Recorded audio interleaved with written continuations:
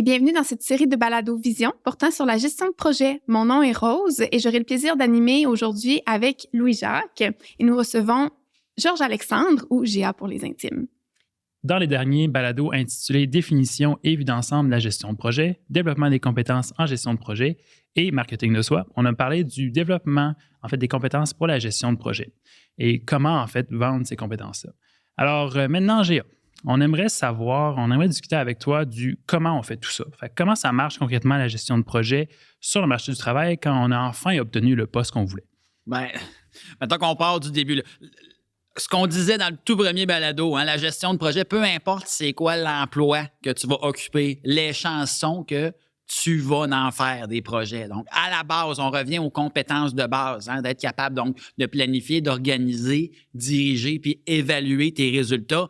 Peu importe le type d'emploi que tu vas avoir à faire, fort probablement que tu vas avoir à déployer ces compétences-là. De quelle façon tu vas le faire? Bien là, ça va évidemment dépendre du projet, ça va dépendre des objectifs, mais surtout, ça va dépendre du type d'organisme pour lequel tu vas travailler. Évidemment, on peut imaginer que dans un plus gros organisme où il y a une grosse structure hiérarchique, la nature des projets va être un petit peu différente que si tu pars ton propre projet ou ta propre start-up, ta propre entreprise. Là, à ce moment-là, tu vas être peut-être un petit peu moins spécialisé puis plus généraliste. Donc, je dirais que ça dépend surtout du type d'entreprise ou de la grosseur d'entreprise ou d'organisme pour lequel tu vas travailler.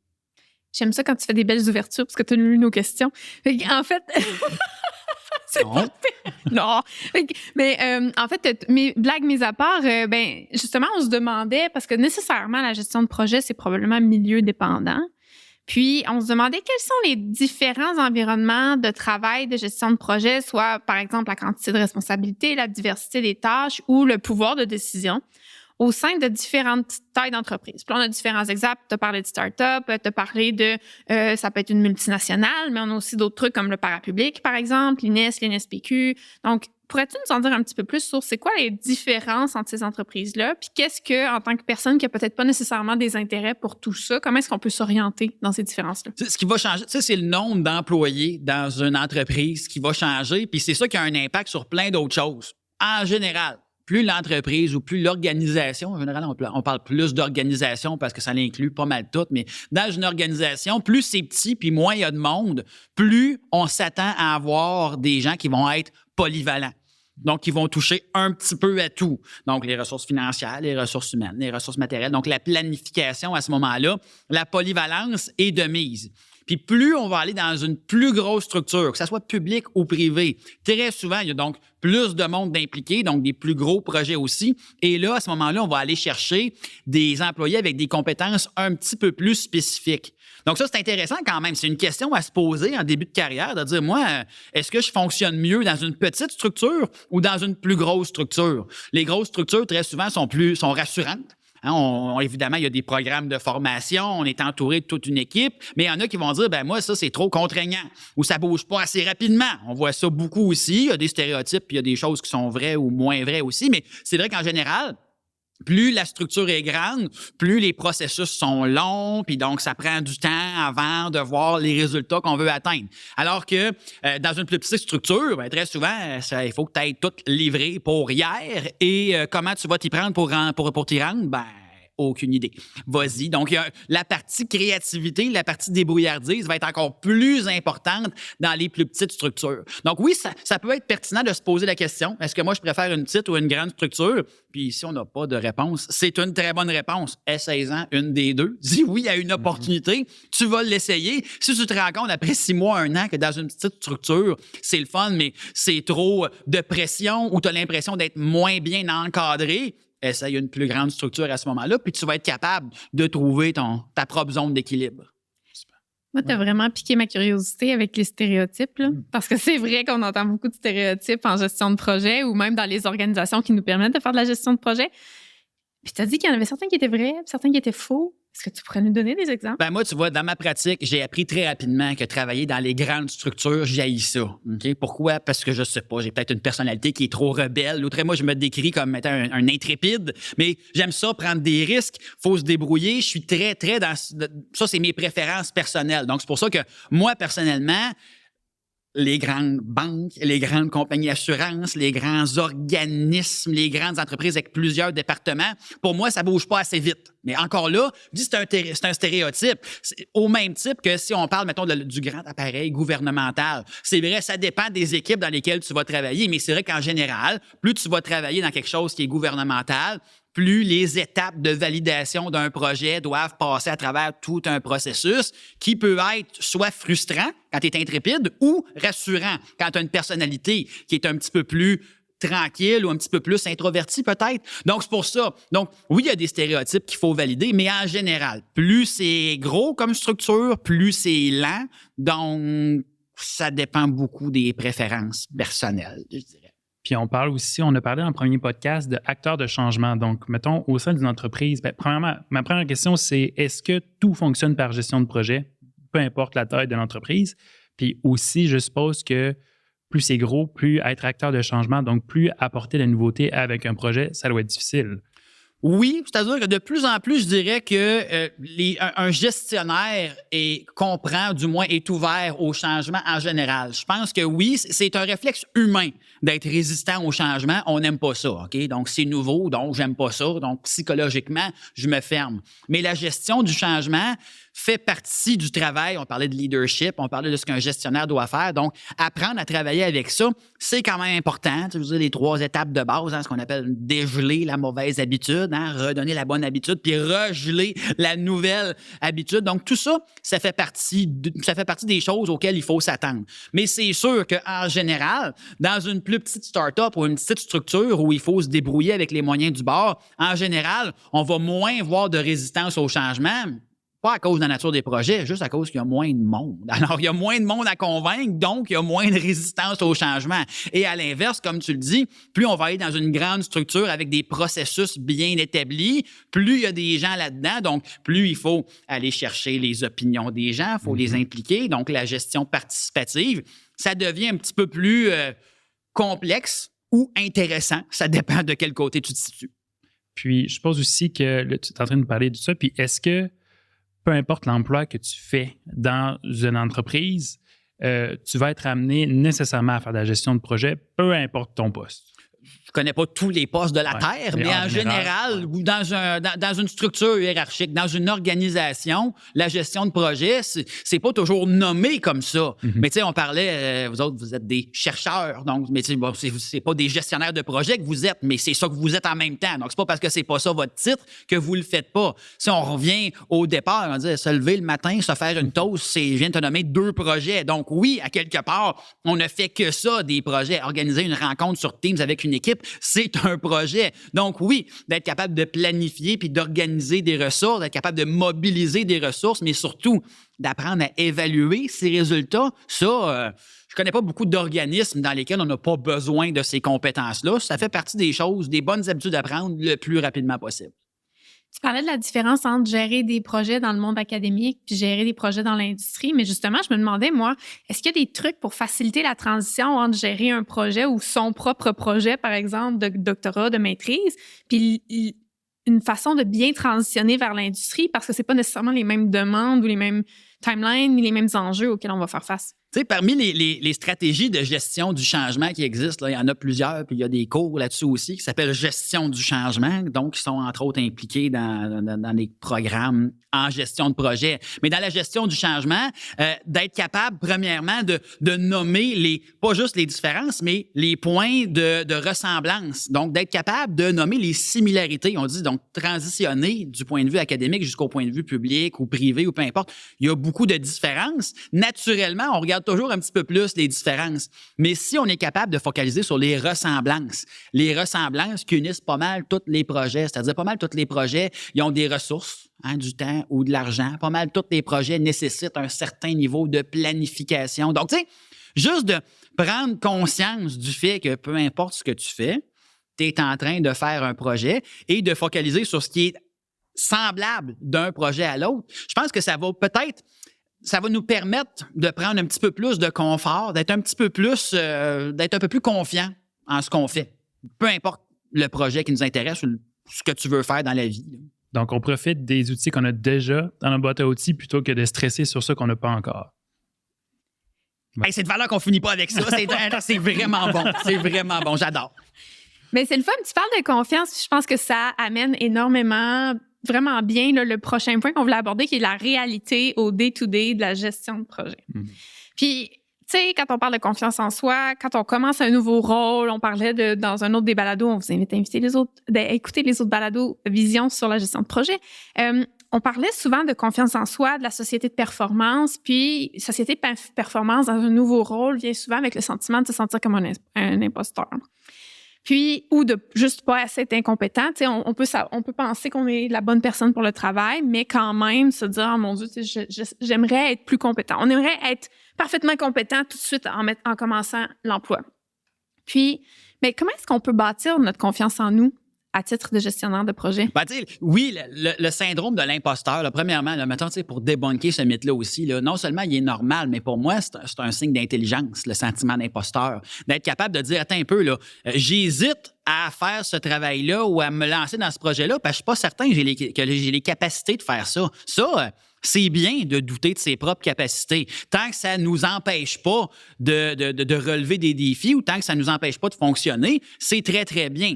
Donc, tu sais, le syndrome d'imposteur, ce qui est le fun avec ça, c'est que ça vient avec ce que j'appelle l'incompétence consciente. Donc, je suis conscient que j'ai des limites. Bon, là, pour pas que ça devienne un frein, par contre, là, on rentre dans la confiance en soi. Encore une fois, d'être capable de faire des liens avec ce qu'on a déjà fait. Tu sais, la gestion de projet, au risque de se répéter, on en a toutes déjà fait. Donc, oui, des fois, il y a des projets qui sont un petit peu plus gros. Donc, c'est facile de regarder les différences, de dire, mais j'ai jamais fait de projet comme ça, j'ai jamais géré ce type de budget-là, j'ai jamais géré autant de personnes. Non, mais des projets, j'en ai fait plein. Donc, d'être capable aussi de faire un petit sommaire exécutif de nous-mêmes, ce qu'on a fait, là. C'est quoi les compétences qu'on a développées avec le temps qui vont pouvoir nous aider? Je ne sais pas si ça l'aide beaucoup à générer de la confiance, mais je trouve que en affaires ou dans le monde des organisations en général, l'humilité, c'est quelque chose d'hyper important. D'être capable de... Puis très souvent, il y a du monde qui se plante par excès de confiance aussi. Mm-hmm. Et je pense que c'est encore plus nuisible de faire l'erreur d'avoir trop confiance en soi que pas assez confiance en soi. Pas assez confiance en soi, généralement, c'est le fun parce qu'au moins, les indicateurs rouges, ils sont allumés. Ça nous permet, ça nous force des fois même à aller chercher des ressources complémentaires. Donc, oui, pour gagner en confiance, il y a un côté psychologique qu'on peut faire, mais rappelons-nous qu'un bon leader, une de ses compétences, c'est d'être capable de s'entourer puis d'aller chercher des ressources autour de lui pour être certain de pouvoir mener à bien ses projets. Moi, dans ma pratique, là, il arrive que moi, je fais de la vente, beaucoup du marketing numérique. Il arrive avec certains clients que, on me demande de faire un mandat qui sort un peu de ma zone d'expertise. Je refuse rarement de le faire, à moins que ça ne m'intéresse pas. Mais il y a des fois que je vais aller chercher de l'expertise. Où je travaille chez Celsius Halifax, ici à Québec, on est une dizaine de conseillers. On a toutes des compétences qui sont complémentaires. Donc, il va arriver que je vais moi-même aller chercher conseil chez mes collègues conseillers ou même que je vais embarquer un conseiller dans un des mandats qu'on va faire à deux pour moi-même développer mon expertise, mais voir un peu comment il fonctionne. Donc, tu sais, d'être capable d'être connaissant de ces zones d'amélioration, puis d'aller chercher des ressources, que ce soit des ressources humaines ou même juste des formations pour essayer de combler ces lacunes-là, ça, je pense, ça l'aide beaucoup à nous mettre en confiance. Puis, justement, est-ce que tu aurais d'autres trucs comme un peu plus général que tout le monde pourrait faire pour comment mieux bâtir sa confiance en soi? Puis honnêtement, fais pas ça tout seul. C'est très souvent, mais c'est un peu ce que je répète souvent. Il y a beaucoup, moi, étant en administration puis en marketing, beaucoup d'étudiants viennent me voir puis ont des projets d'entreprise. Donc, je suis un peu moins dans la recherche, un peu plus dans le lancement d'entreprise, le lancement de produits, ce type de projet-là. Et la question qui m'est souvent posée, c'est comment je fais? Est-ce que c'est une bonne idée? C'est quoi tes trucs pour lancer une entreprise? Bien, mon meilleur truc, c'est souvent le même, c'est fais pas ça seul. Mm-hmm. Entoure-toi de gens compétents. Si tu ne maîtrises pas la comptabilité, la finance, c'est correct. Va te chercher un comptable qui peut être en sous-traitance à temps partiel. Va te chercher un mentor qui a un petit peu plus d'expérience que toi. Tu as besoin de compétences dans un secteur d'activité spécifique. Demande de l'aide de gens. Donc, entoure-toi, tu as besoin de conseils juridiques. Improvise-toi pas avocat. Mm-hmm. Va te chercher des conseils d'un avocat de confiance que tu as peut-être dans ton réseau LinkedIn ou pas. Donc, éviter de faire ça seul. On se sent seul rapidement en gestion de projet et on n'a pas à se sentir seul. Il ne faut pas hésiter à s'entourer d'une bonne équipe ou même d'aller chercher des conseils ou de l'aide chez des gens qui ont les expertises qu'on n'a pas. Puis c'est souvent aussi plus gratifiant de voir son équipe rayonner que de voir sa propre personne rayonner, de dire « Ah, wow, j'ai accompli tout ça ». Puis alors que voir toute son équipe et après ça, toute une équipe, justement, est promue, par exemple, à un nouveau poste ou bref, je trouve ça, c'est plus gratifiant que mais son tu propre sais, succès. le mindset d'un individu aussi, là, tu sais, je veux dire, à un moment donné, j'aime pas le mot « à un moment donné » parce que ça devient donneur de leçons, mais c'est important de se botter le derrière aussi, de dire, tu sais, de se regarder dans le miroir, là, puis de dire, tu sais, je suis une rockstar, je serre les dents, je fonce, puis moi, j'ai des mots pas mal plus vulgaires que j'utilise des fois pour me craquer, là, tu sais, c'est... J'y vais, let's go, il arrivera ce qui arrivera, je défonce la porte qui est là, attention derrière, je m'en viens, OK? Puis des fois, ça fonctionne, des fois, ça fonctionne pas, et on apprend de nos erreurs et on les répète pas. Donc, je pense qu'il y a aussi ça. Donc oui, à un moment donné, il faut se botter le derrière aussi, puis il faut être capable de dire, regarde, sais-tu quoi? Je pense que je suis capable, let's go, je le fais. Ça peut fonctionner aussi. Puis moi aussi, je me donne toujours un autre truc de dire, quand il y a quelque chose de nouveau, que je ne sais pas trop comment je vais gérer ça, je me dis, bon, je ne peux pas le savoir tant que je n'ai pas essayé. Fait que je me lance, puis tu sais, ça arrive souvent que c'est pas ce que je pensais du tout, mais une expérience de plus, une expérience de... Et on célèbre l'échec Et voilà. qui va éventuellement nous mener vers la réussite. Mais tout à fait. On l'essaye, puis si on se plante, c'est pas grave. On met un genou à terre, mais on se relève, puis on recommence, puis on apprend de nos erreurs. Aucun problème, là. Tu parlais beaucoup de travail en équipe, on parle de faire rayonner les gens, etc. Mais on se mentira pas que parfois, on s'entend pas parfaitement avec tout le monde non plus. Puis je me demandais, en fait, comment aborder constructivement les différends dans la gestion d'un projet lorsqu'il existe une relation de pouvoir entre nous et une autre personne de l'équipe? Ben, une relation de pouvoir, on peut avoir des fois des problèmes avec notre supérieur hiérarchique ou avec des gens qui sont nos subalternes. Donc, les deux peuvent se faire. Dans les deux cas, ce qu'il faut savoir, c'est qu'il y a différentes techniques de gestion. Tu peux, premièrement, fuir, tu peux tout simplement éviter la confrontation ou le conflit, ou tu peux décider de l'adresser. Les deux peuvent se faire. C'est important, je trouve qu'une des soft skills aussi, là, c'est qu'il faut choisir ses combats. Il faut apprendre à reconnaître quels combats sont pertinents ou pas à mener. Si quelqu'un te tombe ses nerfs, tu as le choix de le dire ou d'encaisser puis de prendre sur toi aussi, dépendamment de plein de choses. OK? Ce qu'il faut peut-être garder en tête, par contre, c'est que moi, quand j'interviens sur le marché du travail en gestion de conflit, je dirais que 80 %, pour revenir à notre fameux 20-80, mais 80 % des conflits avec lesquels moi je travaille sont générés par des attentes qui sont non verbalisées. On est beaucoup dans le non-dit, donc, me semble c'est évident qu'il ne fait pas sa job. Ben, me semble c'est évident. C'est une question simple. Lui, en as-tu parlé? Ben non, me semble c'est évident. Ben, te semble que c'est évident. Visiblement, le message n'a pas passé, puis c'est dur de prendre action quand tu n'as pas formulé ton attente. Donc, on n'a jamais besoin d'être dans la réprimande. De dire, bon, voici, regarde, moi, j'ai des attentes. Voici mes attentes. Toi, as-tu des attentes? On va se faire donc des attentes mutuelles. Et ensuite, une fois que ces attentes sont verbalisées là, on va pouvoir se mettre des indicateurs d'évaluation. Mais au risque de me répéter, la majorité des différends et des conflits qui sont générés viennent très souvent d'attentes non verbalisées. Ben, c'est le fun de savoir, en fait, que le 80 % du temps, quand 80 % du temps, les conflits, c'est seulement des attentes qui ne sont pas verbalisées. Donc, la communication, c'est important. Mais là, rentrons dans le crunchy un petit peu. Là. Pour le 20 % qui reste de conflits, où c'est pas nécessairement des attentes, puis c'est plus une question de, on va nommer l'ego. Comment est-ce qu'on gère l'ego de collaborateurs dit plus difficile, entre guillemets? Les situations difficiles, c'est drôle parce que, bon, on a parlé beaucoup d'empathie dans nos derniers balados. Puis oui, l'empathie, mais l'empathie a ses limites. À un moment donné, j'ai bien essayé d'être empathique, là, mais tu me tombes ses nerfs. Qu'est-ce qu'on fait à ce moment-là? Et là, on arrive dans la grande thématique de l'intelligence émotionnelle. Okay? Puis là, l'intelligence émotionnelle, là aussi, il y a plein de programmes de formation, puis c'est une énorme thématique, mais c'est quand même important à ce moment-là d'apprendre à nommer ses émotions, d'apprendre à canaliser ces émotions-là qui sont très souvent, il y a un potentiel destructeur dans des émotions négatives, mais d'apprendre à les canaliser, puis d'apprendre à faire une espèce de cassure entre l'émotion que je suis en train de vivre et l'objectif du projet. Donc, il y a toutes sortes de techniques qui peuvent exister, mais je dirais une des techniques qui est relativement accessible pour pas mal tout le monde, hein, c'est quand on se rend compte que la discussion devient chargée d'émotions, hein, de prendre le réflexe de recentrer vers l'objectif de la rencontre, de recentrer vers l'objectif du projet ou de la journée. Donc, de vraiment essayer de dissocier la tâche de la personne. Et ça, c'est plus facile à dire qu'à faire, mais d'apprendre à faire preuve d'intelligence émotionnelle, donc de vraiment apprendre à reconnaître les émotions qui nous habitent, puis d'être capable de les mettre dans une espèce de coin qui va pas nous empêcher d'adresser le problème le plus rationnellement possible. Donc ça fait partie des compétences aussi à développer. Mm-hmm.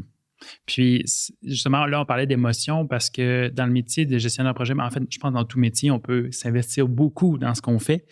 Puis, mais spécifiquement, par exemple, dans la gestion de projet, sans sacrifier justement sa santé mentale ni un équilibre de vie sain, y a-t-il, en fait, des façons éprouvées de gérer son stress et sa charge mentale efficacement dans tout ça? Oui, la gestion des priorités, puis oui, ça, on est beaucoup, là, puis depuis plusieurs années, on parle de plus en plus de gestion du stress, donc de bien-être au travail, etc. Et puis oui, je ne veux pas m'improviser un spécialiste de l'équilibre de vie, mais je pense que c'est important quand même de toujours être à l'écoute de ses propres signaux de stress.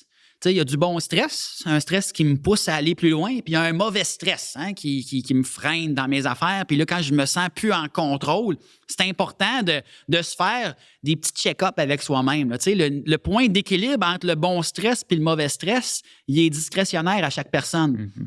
Je pense que c'est important quand même. Tu sais, notre corps nous envoie des signaux. Là. C'est important de prendre le temps d'être à l'écoute de ces signaux-là.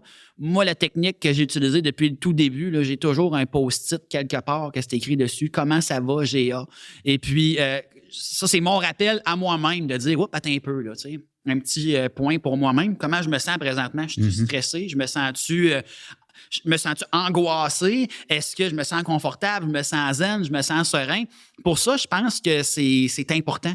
C'est important de garder ça en tête parce que si on prend pas volontairement le temps de se faire des petits check-ups de soi-même, là, c'est là généralement qu'on va tomber dans différents types de stress qui vont nous mener jusqu'à la dépression, l'épuisement professionnel, puis des fois encore pire que ça. Donc, je pense que c'est important de trouver son propre point d'équilibre. Mm-hmm. Et ça, ben, à chacun d'avoir la technique qu'il utilise. Ce qui est le fun, c'est qu'à l'Université Laval, on a des intervenants de proximité qui sont disponibles dans pas mal toutes les facultés aussi. Donc, si jamais on se rend compte qu'on est un petit peu dépassé, généralement, là aussi, il y a des ressources qui peuvent nous aider à faire le point avec soi-même. Et ça, je pense que c'est important d'utiliser ces ressources-là aussi. Une chose qui a été un peu une révélation pour moi dans les derniers mois, dans la dernière année, c'est que souvent, on va associer l'équilibre vie personnelle, vie professionnelle au nombre d'heures qu'on met dans une journée. On va associer d'être en équilibre, de dire, OK, de 8 à 4, je travaille, c'est tout. Mais c'est tellement variable d'une personne à l'autre. Puis, une des choses, moi, qui m'a beaucoup intéressée, c'est souvent, on associe le fait de faire de longues heures de travail au fait de nécessairement avoir un déséquilibre. Alors qu'au final, si on fait des longues heures de travail, mais qu'on a du plaisir à faire ce qu'on fait puis qu'on est motivé, il n'y en a pas de problème. C'est la journée où on n'a plus de plaisir puis que là, justement, on commence à vivre du mauvais stress. Fait que, tu sais, si vous faites des journées de 12 heures puis vous êtes heureux là-dedans puis vous êtes motivé puis vous avez de l'énergie à revendre, mais tant mieux. Mais c'est quand ce plaisir-là disparaît, je pense qu'il faut se poser la question de est-ce que je suis encore sur mon X puis je devrais pas prendre un pas de recul. Chacun prend ses propres décisions. Mais tu sais, moi, personnellement, mon gauge, là, j'ai-tu du fun à faire ça? Si j'ai du fun, let's go, on continue. Le jour que j'ai plus de fun, par exemple, là, faut que je prenne action. Mais ça, à chacun de trouver ses zones d'équilibre. Moi, je suis très là-dedans. Je travaille des heures pas possibles. Le bureau, il est ouvert 24 heures, 7 jours, jusqu'à temps que ça fasse plus mon affaire. Là, à ce moment-là, quand j'ai plus de fun, je m'implique beaucoup avec les étudiants. Je suis très impliqué avec mes clients aussi. Mais à un moment donné, c'est important de reconnaître ses propres limites. Et ça, pour moi, tant que le plaisir est là, tout le reste, c'est correct. C'est vrai qu'il y a une bonne dissonance, justement. On associe productivité à on fait le plus d'heures possible, alors que c'est très contre-intuitif, puis que dire non, t'as peu, là. faut que, justement, on en parlait à l'extérieur du podcast, mais plus on se connaît, plus on se dit, je sais, je suis efficace en telle et telle heure. Et donc, si je suis plus efficace à 2 heures, puis j'ai besoin d'une pause, aller faire du sport, whatever, puis au pire, commencer à travailler ou juste finir ma journée de travail à 14 heures parce que je me connais bien. Ça n'a pas besoin d'être toxique. Tu fais genre, non, t'as pas, tu finis tôt, puis t'es pas productif. Non, mais de plus en plus aussi en gestion de projet. Puis je pense que là, il y a une sensibilité de plus en plus pour les gestionnaires de projets d'arrêter d'évaluer la performance de quelqu'un en nombre d'heures. Mm-hmm. La raison pourquoi on évaluait jusqu'à récemment les gens en fonction du nombre d'heures qu'ils mettaient, c'est parce que pour vrai, pour un gestionnaire, c'est plus dur d'évaluer quelqu'un par objectif que par des heures. Donc, normalement, c'est toujours plus facile. Même moi, comme être humain, c'est pas mal plus facile. T'es là, t'es assis à ton bureau entre 9h et 5h le matin, donc bravo, t'as bien fait le travail. De plus en plus, ça devient de la gestion par objectif. Mm-hmm. La gestion par objectif, c'est-à-dire prends le temps que ça te prend, mais voici, dans une journée, dans une semaine, dans une année, voici les tâches qu'il faut que tu accomplisses. Dans la mesure où ces tâches-là sont accomplies, félicitations, je te considère comme étant quelqu'un de performant. Mais ça, la gestion par objectif, c'est pas mal plus compliqué pour un gestionnaire. C'est-à-dire que là, il faut moi-même que je m'intéresse à ce que mes gens font, mon équipe fait, c'est quoi les tâches qu'ils font. Il faut leur fixer des objectifs aussi. Il faut fixer des objectifs avec ces gens-là. Donc, oui, de plus en plus, on s'en va vers ça, mais dépendamment des organisations, il y en a encore qui fonctionnent beaucoup en nombre d'heures de travail et un petit peu moins en tâches accomplies. Mais ça, dans le temps, je pense qu'on s'en va vers la gestion par tâche, vers la gestion par objectif. Mais je me sens le besoin de spécifier, en fait, parce que pour les personnes qui nous écoutent, j'ai l'impression qu'on en parle justement de dire non, mettre ses limites, reconnaître qu'on a besoin d'une journée de congé. Mais c'est difficile comme processus. On a la chance d'être autour de cette table, j'ai l'impression d'avoir cheminé sur ce chemin-là. Mais personnellement, ça a été difficile pour moi de me sortir du paradigme, de dire je dois absolument faire minimum 40 à 50 heures par semaine sur mon doctorat, sinon ça avancera pas. J'ai besoin d'un congé. Non, parce qu'on va continuer. Mais de reconnaître nos besoins, de s'accepter, puis de dire c'est difficile de poser ces limites-là, s'accepter soi-même, puis de dire mon besoin, c'est ça, je vais respecter, puis je serai plus productif demain parce que je me suis écouté. Tu sais. Puis justement, je pense aussi que ça passe, c'est très difficile de le faire par soi-même, puis je pense que ça passe justement des personnes qui l'ont fait avant toi, et là, tu te dis, j'ai pas eu cette réalisation-là encore. Pourquoi est-ce que je fais l'horaire que je fais, par exemple, ou les méthodes que je fais, alors que ça prend juste une introspection. Faire comme, dans le fond, c'est vrai, il n'y a rien qui m'empêche de changer tout ça. Puis je pense qu'il faut apprendre à s'affirmer. Il faut apprendre à reconnaître nos besoins, à reconnaître nos signaux de stress. Mais dans la sémantique aussi, si on veut rester une personne aimable, une personne agréable, tu sais, très souvent, il faut apprendre à mettre ses limites, mais on a dans notre psychologie, dans notre cerveau naturel d'humain, là, de dire, il faut apprendre à dire non. Non, c'est un mot qui est négatif, qui généralement va générer des émotions négatives. En sémantique, en vente persuasive, très souvent, on va dire, à la place de dire non, fais juste changer le mot pour dire oui et. Est-ce que je peux prendre des vacances? Non. Est-ce que tu peux prendre des vacances? Oui, et à ton retour, il va falloir que tu fasses ça. Donc, tu sais, c'est la différence entre générer des émotions négatives versus générer des émotions positives. Donc, tout simplement, une petite food for thoughts. Donc, tout simplement, à la place de dire non, on peut quand même s'affirmer en disant oui, ça, je le fais. Et voici 2-3 petites nuances que je vais pouvoir apporter pour me permettre de mieux faire ce que tu veux que je fasse. Et ça va généralement un petit peu mieux passer, du moins, les chances sont meilleures. C'est drôle que tu parles de ça, justement, parce qu'un des points qu'on voulait aborder avec toi, c'est la gestion des ressources humaines. Puis, on se demandait, en fait, comment est-ce qu'on peut gérer de façon humaine des ressources humaines? On a parlé d'empathie, on a parlé mais est-ce qu'il existe des trucs, on parle de justement parler plus positivement, parce qu'on a envie de rester dans ce métier-là pendant longtemps, mais on a envie de donner aux gens qui nous entourent aussi l'envie de rester dans ce métier-là longtemps. Dans la gestion des ressources humaines, puis tu sais, on dirait, quand on est en situation d'autorité, ou on est dans un palier hiérarchique qui est supérieur, on a tendance des fois à dire je suis responsable de ces gens-là, donc ma job, c'est de, je sais pas, il y a la hiérarchie, puis surtout, je pense, en Occident, de moins en moins, c'est apprécié, ça, en général. Je pense que l'objectif, quand on est un gestionnaire, c'est d'apprendre à être un coach. Puis le mot coach, il est galvaudé, mais c'est quand même important. On est là pour accompagner les employés. On est là pour accompagner notre équipe.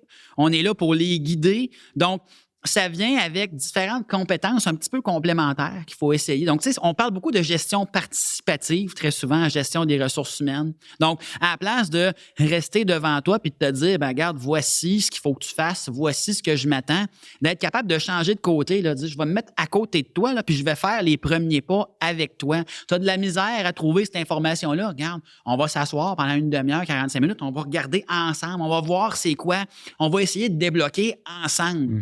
Et ça, je dirais, dans les stratégies de ressources humaines, là, la gestion participative qui nous permet d'avoir plus un rôle de coach ou d'accompagnateur qu'un rôle de superviseur, une espèce de big brother qui est toujours par-dessus l'épaule des employés. Ça, c'est un peu tannant. Donc, la gestion participative, donc, tu sais, on parlait de mobiliser des ressources, mobiliser des employés, les motiver. Il faut être inspirant.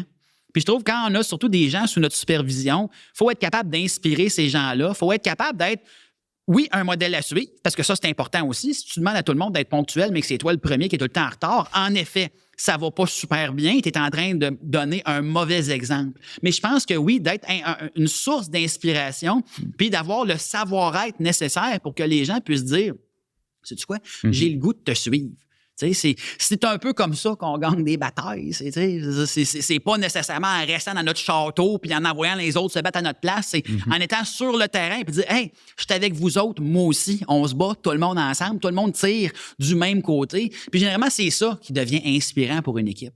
Donc, donner de son temps puis aussi prendre le chapeau des ressources humaines puis le remettre sur le crochet, dire ça n'existe plus, ça, c'est plus.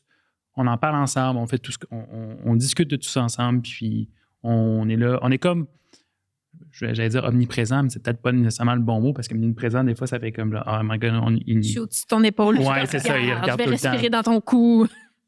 Mais ouais, bref, donner son temps, être présent pour son équipe. C'est qu'il faut faire attention. Hein? Puis, tu sais, des fois, il y a des mots que j'entends, puis c'est pas toujours volontaire parce qu'on dirait, on vient avec ça, mais tu sais, des phrases un peu toutes faites qui sont catastrophiques. Tu sais, du style, c'est moi le boss et je prends cette décision-là. Il suffit de se le faire dire une fois pour comprendre que je comprends ce que tu veux dire, mais quel mauvais choix de mots. Hein? La personne va le comprendre, ça. Hein? D'être obligé de se cacher derrière un poste, c'est probablement pas une bonne idée. On parlait de bienveillance, on parlait d'empathie, on parlait d'être capable de se mettre dans les souliers de l'autre, donc d'anticiper ça peut être quoi la réaction de l'autre, puis de faire preuve de compréhension sincère, puis d'essayer vraiment d'être deux à trouver une situation gagnant-gagnant qui va convenir à tout le monde. Ça, c'est pas facile, mais c'est la bonne chose à faire. Au final, ça se trouve être un beau résumé de la gestion de projet, de dire justement, c'est deux humains qui s'assoient ensemble, puis de façon bienveillante, essayent de commencer quelque chose de terminer. Le monde des affaires en général, hein? Puis tu sais, moi, je répète souvent ça, surtout à mes étudiants en fin de parcours. Hein? Le monde des affaires, ce que tu retiens dans la vie, c'est pas l'argent que tu fais, c'est les gens que tu rencontres. Tu vas rencontrer des partenaires, tu vas rencontrer des clients, mais surtout, tu vas rencontrer des équipiers avec lesquels tu vas être en contact pendant un petit bout. Mais ces gens-là, tu vas rester probablement en contact ou pas, mais c'est ça qui va te rester dans le temps. Donc, faire attention aux gens qui nous entourent, ça, c'est important. Peu importe que ce soit un projet qui est de très, très courte durée ou à plus long terme, les gens autour de nous autres, de s'aider les uns les autres, je pense en effet que c'est un pas dans la bonne direction. Je pense que c'est un excellent J'allais sujet dire la même chose. terminer, on n'aurait pas pu conclure de façon de plus belle façon le balado.